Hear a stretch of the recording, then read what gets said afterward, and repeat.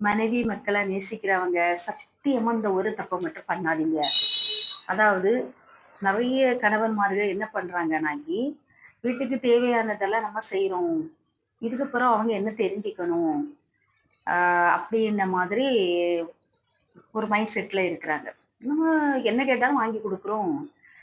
இத தாண்டி அவங்களுக்கு என்ன தெரியணும்? அப்படி.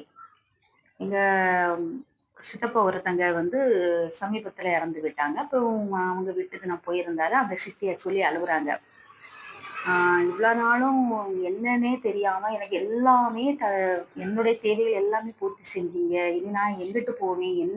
எங்க என்ன பண்ணி வச்சிருக்கிறீங்க? எங்க யாருக்கு என்ன குடுத்து வச்சிருக்கீங்க? எவ்வளோ சேவிங் இருக்கு? இப்படி எதுவுமே சொல்லலையே என்கிட்ட. இப்படி என்ன வந்து விட்டு போயிட்டீங்களே அப்படின்னு சொல்லி அழுகுறாங்க. உண்மைதானே. அவங்க அந்த சித்தப்பா என்ன பண்ணியிருக்கிறாருன்னா, வீட்ல உள்ள இவங்க என்னென்ன வேணும் அப்படின்னு கேட்குறாங்களோ, அந்த பொருள் எல்லாம் வாங்கி குடுக்குறது. ஏதோ ஒரு ஃபங்ஷன் வீட்டுக்கு இவங்கள பொம்மை மாரி கூட்டிட்டு போறது.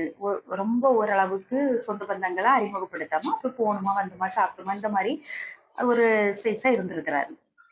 அத மாரி பைசா வந்து எங்க போட்டு வச்சிருக்கோம், என்ன பண்ணியிருக்கோம், யாருக்கு எவ்வளோ குடுத்துருக்கோம், யாருக்கு நம்ம இனி எவ்வளோ குடுக்கணும், எவ்வளோ ரூபா சேமிப்புல இருக்கு, எவ்வளோ ரூபா கடன்ல இருக்கு, இது எதுவுமே அவங்க வந்து மனைவியோட ஷேர் பண்ணாம இருந்திருக்கிறாங்க. ஆம், ஏன்னா இப்போ என்ன ஒரு விஷயம்னாக்கி அவங்க வீட்ல வந்து பிள்ளைங்கலாம் கொஞ்சம் வளர்ந்துட்டாங்க. அதனால பிள்ளைங்க ஒரு வேலை சொல்லிட்டு போற அளவுக்கு வளர்ந்துட்டாங்க. அதனால பெரிய அளவுல பாதிப்பு இல்ல. இதே இது ஒரு சில வீட்ல குழந்தைங்க சின்னதா இருக்கும்போது, இந்த மாரி ஏதோ ஒரு கணவர் தவறும் பட்சத்துல, அந்த மனைவியோட அந்த பெண்ணுடைய நிலைமைய நீங்க நினைச்சு பார்க்கணும்.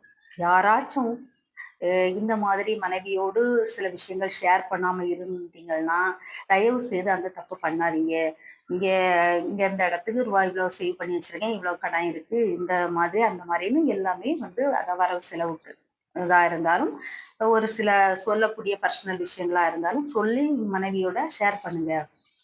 அ இததான் உங்ககிட்ட நான் சொல்லணும்னு நினைச்சது. ஏன்னா, அந்த இடத்துல போயி ஏன்னா அவங்களுக்கு சொல்லி அழ கூட தெரியல. இப்படிதான் சொல்லி அழுவுறாங்க. நான் என்ன இப்படி விட்டுட்டு போயிட்டீங்களே, இவ்வளோ நாள் என்னை அந்த மாரி பார்த்தீங்களே, இப்படி பார்த்தீங்களே, இனி நான் என்ன செய்வேன்? நான் என்ன பண்ணுவேன்? எனக்குன்னு என்ன இருக்கு? அப்படின்ன மாரியெல்லாம் சொல்ல அழ ஆரம்பிச்சுட்டாங்க. இவ்வளோத்துக்கும் அவங்க பிள்ளைங்கலாம் அ 3 பசங்க இருக்கிறாங்க. 3 பேருக்கு கல்யாணம் முடியல, அது வேற. ஆனா ஓரளவுக்கு படிச்சு வேலை பார்க்க அளவுக்கு பசங்க செட்டில் ஆயிட்டாங்க. அந்த பிறகுமே அவங்களுடைய நிலைமை அந்த மாரி இருக்குது. இது குட்டி குட்டி பசங்க வச்சிருக்கும்போது, இந்த மாரி ஏதோ ஒரு அசம்பாவிதம் நடந்ததுன்னா, அந்த அம்மா என்ன பண்ணுவாங்க?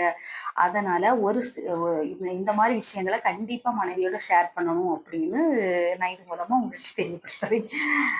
சரியா?